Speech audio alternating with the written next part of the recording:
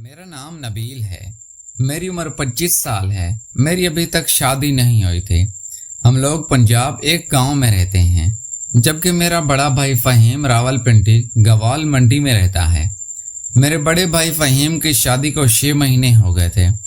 भाई ने एक दिन मुझे कॉल की और कहा कि नबील, तुम रावलपिंडी आ जाओ, मैं तुम्हें नौकरी लगवा दूंगा। फिर मैं तैयारी करके भाई के घर पे रावलपिंडी पहुंच गया। मेरी भाभी जिनकी उम्र 23 साल थी, जिनका नाम फ़ाखरा था। मैं जैसे ही पहुंचा तो मैंने भाई को सलाम किया। भाई ने मुझे गले से लगा लिया और भाभी को भी सलाम किया। और फिर मेरे बड़े भाई फ़हीम भाई कहने लगे कि फ़ाखरा जाओ, मेरे भाई के लिए नाश्ता वगैरह का इंतज़ाम करो। मेरी भाभी कहने लगी कि फ़हीम आप परेशान मत हो, आखिर नबील मेरा देवर है, मैं ठीक से इसकी मेहमान नवाजी करूँगी। भाई कहने लगे कि मैं जा रहा हूँ जॉब पर, तुम आराम से नाश्ता करो और फिर आराम करो। मैंने अपनी ऑफिस में तुम्हारे लिए बात चलाई है, बहुत जल्द तुम्हें इंटरव्यू के लिए बुला लेंगे। मेरे भाई वाटर बोर्ड में मुलाजिम थे और अच्छी पोस्ट पर थे। 1 लाख से ज़्यादा उनकी सैलरी थी। पर भाई चले गए। मैं वॉशरूम चला गया, हाथ मुंह धोकर वापस आया तो भाभी नाश्ता बनाकर आ गई थी। भाभी ने मेरे सामने नाश्ता रखा और फिर कहने लगी, हाँ नबील, तुम ये नाश्ता करो, मैं तुम्हारे लिए चाय बनाकर लाती हूँ। और फिर थोड़ी देर के बाद भाभी चाय बनाकर लाई और फिर हम दोनों बैठकर बातें भी करते रहे और चाय भी पीते रहे। भाभी मेरे अम्मी अब्बू और दूसरे छोटे बहन भाइयों के बारे में पूछ रही थी। मैंने कहा कि सब खैरियत से हैं और ठीक हैं, आपको सलाम कह रहे थे। ये सब तो भाभी खुश हो गई। भाभी बहुत ही खूबसूरत थी और जवान भी थी, क्योंकि उनकी शादी को महज 6 महीने हुए थे और उनकी कोई औलाद भी नहीं थी और दिखने में वो बहुत ज़्यादा खूबसूरत थी। मैंने नोट किया कि भाभी मुझे गौर से देख रही थी, जैसे मैं उनको अच्छा लगा हूँ। शायद फिर मुझे जमाइयाँ आने लगी तो भाभी ने कहा कि नबील, जाकर फलां रूम में जाओ, आराम कर लो। मैं जाके रूम में सो गया, पता ही नहीं चला दोपहर के 2 बज गए। भाभी मुझे उठाने आई, नबील उठ जाओ, मैं तुम्हारे लिए खाना लगा रही हूँ, खाना खा लो, फिर उसके बाद सो जाना। मैंने कहा, भाभी मुझे सोने दो, मैं खाना रात में खाऊंगा। भाभी ने कहा, नहीं शाबाश, उठ जाओ। फिर मैं उठा, हाथ मुंह धोकर खाने की टेबल पे आ गया तो भाभी ने बीफ कोरमा बनाया हुआ था। भाभी ने और फिर मैंने बैठकर खाना खाया। मैंने कहा, भाभी आपके हाथ में तो बहुत ज़्यादा जायका है। भाभी ने कहा कि मेरी हर चीज़ में बहुत अच्छा जायका है, बस तुम टेस्ट करने वाले बनो। मैंने कहा, क्या मतलब भाभी? तो भाभी कहने लगी कि सिर्फ मेरे हाथ में ही जायका नहीं है, मेरे अंदर भी बहुत अच्छा जायका है, कभी तुम टेस्ट तो करो। मैं भाभी की बात समझ गया था कि वो किस टेस्ट की बात कर रही थी। मैंने कहा, भाभी क्यों नहीं, ज़रूर, जब आप टेस्ट करवाएंगी तो मैं ज़रूर टेस्ट करूँगा।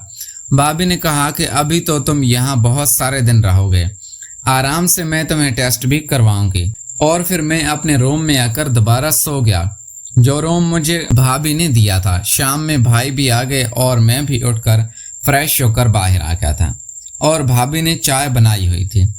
हम तीनों ने बैठकर चाय पी और भाई बाकी घर वालों के बारे में पूछ रहे थे, अब्बू और अम्मी के बारे में भी पूछ रहे थे।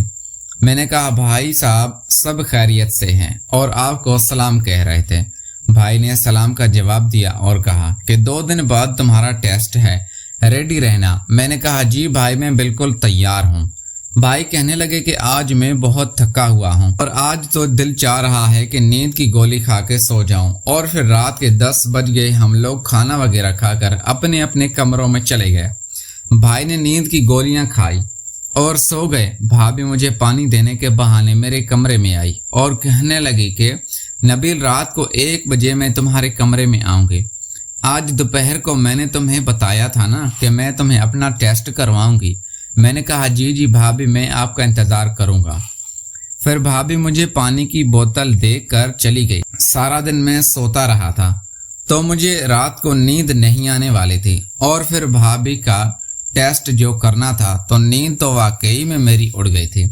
پھر میں رات کے 1 بجنے کا انتظار کرنے لگا اور پھر بلا آخر رات کا 1 بج گیا۔ میں نے دروازے کو کنڈی نہیں لگائی تھی۔ تقریباً 5 منٹ ہی گزرے تھے کہ دروازہ ہلکا سا کھلا۔ میں نے دیکھا بھابھی بالکل تیار ہو کر میرے کمرے میں آ رہی تھی۔